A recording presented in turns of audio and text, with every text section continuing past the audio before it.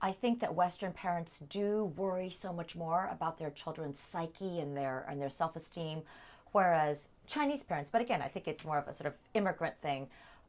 They assume strength rather than fragility, and as a result, they behave very differently.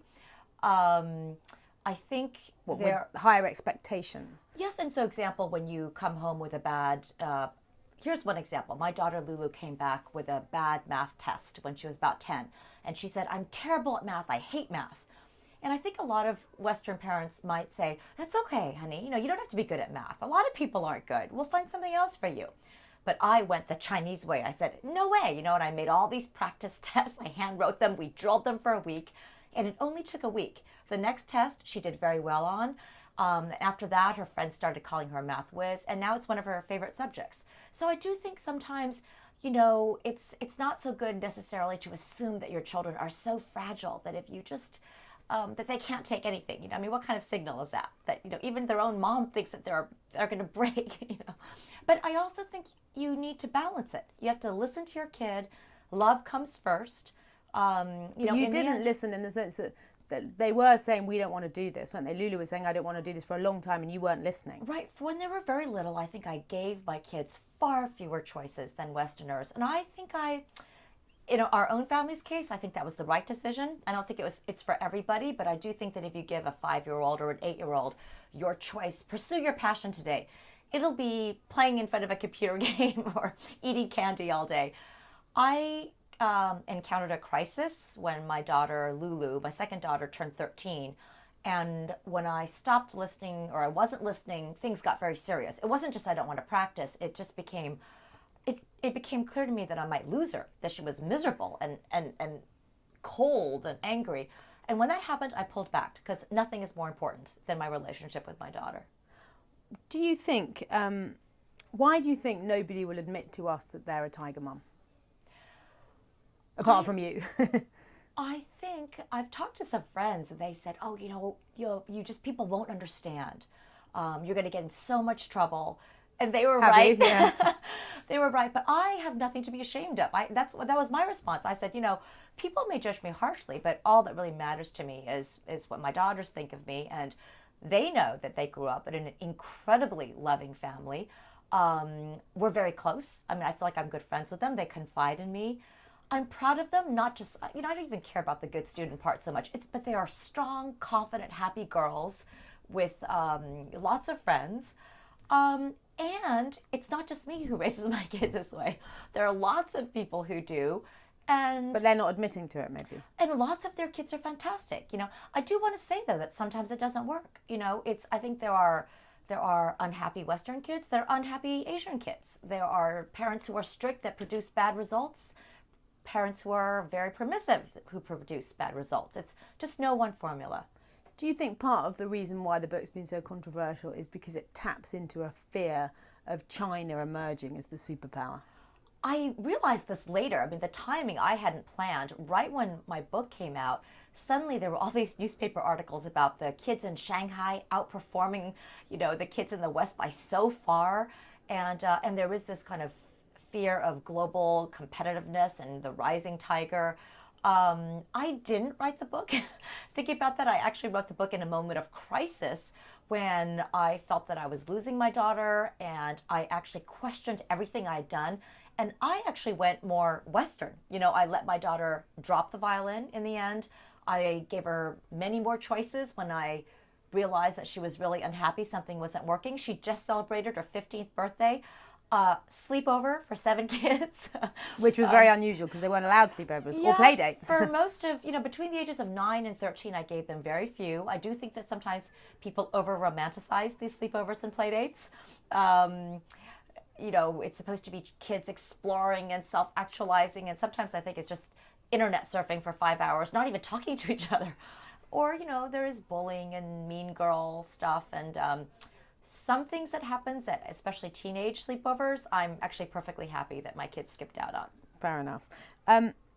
What do you think Western parents can learn from the more traditional Chinese but immigrant, or the values that you're talking about? What do you think we should learn? I really don't mean to be teaching anybody else how to parent. I really don't. But it is interesting that in China, where their strength has always been rote memorization, discipline, hours of hard work, they're actually reaching to the West. They're trying to instill more self-questioning and questioning authority and creativity and dynamism. So I guess generally speaking, even though it's not why I wrote the book, it makes sense that we in the West should also try to learn from, from other cultures. And since our strength is kind of independence, which I love, creativity. My father was a rebel, so there's a real streak of rebelliousness in my own family. But maybe we can learn a little bit too. Maybe we've pulled back too far from being able to demand a little bit more self-discipline. I think a little bit more respect from our kids. I mean, some of the rudeness and entitlement, I don't think that's good even for the children's long term. I mean, do people like that? Are they capable of having good, loving relationships if it's, they're just very spoiled? So yes, maybe some more emphasis on focus and rigor and don't give up, don't blame others if something goes wrong. Look to yourself first. I mean, some people who've reacted to your book, they say, look, actually, at the end of the day, what the kind of children that are being created are sort of brutalized, unhappy sociopaths. Well, it may be in some households. Again, I can only speak from my own family. And, it is true that my kids were lucky enough to grow up really in a hybrid household because my husband is Western. He's got very strong views. He always insisted that we had to go scuba diving and spend summers at the lakes and go to water parks. It is true. I was always the one looking at my watch. And they were having to do their practicing right, wherever they were. Yeah. And, they're going to injure their fingers. So they grew up with really both worlds. I can only say that I know that my girls grew up in a very loving household. They were not oppressed. They're both extremely creative and very independent-minded. In fact, the book is really, if you look at it, my daughters are the protagonists. They're all these kind of zany scenes. They always get the better of me. They're always calling my bluff. They have the best lines.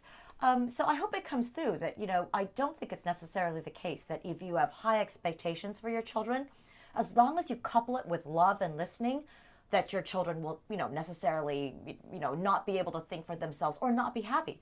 I think my kids are incredibly happy. You do come across sometimes in the book as slightly deranged in terms of how driven you are.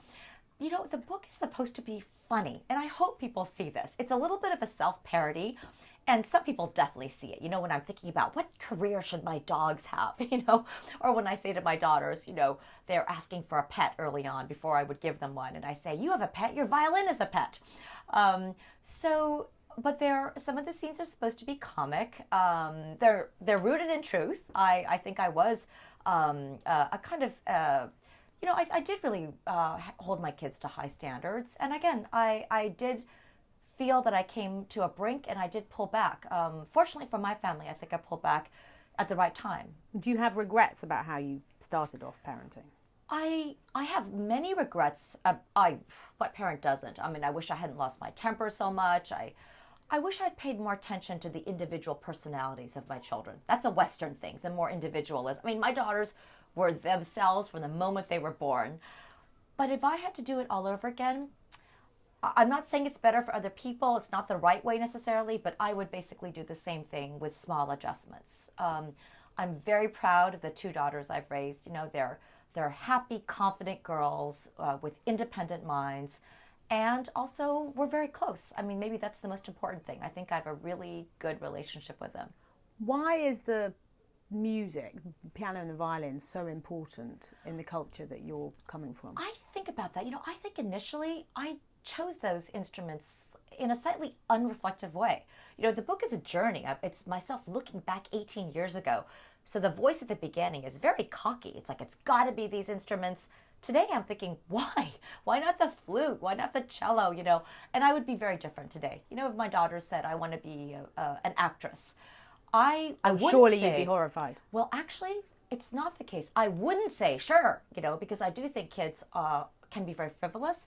But now I think, having learned, I think if my daughter proved to me that that was really where her passion lay, I would say, I would support you, but you're going to have to work. You're going to have to put your 100% in. I'm not going to drive you 2 hours unless you really try your best. So I would hold her to the same standard of trying your best and achieving, aspiring to excellence, but I think I would let her make her choice completely.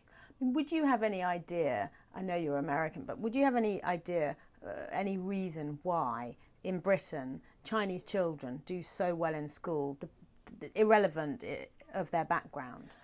I think there is an incredibly long and strong tradition of emphasis on education and academics.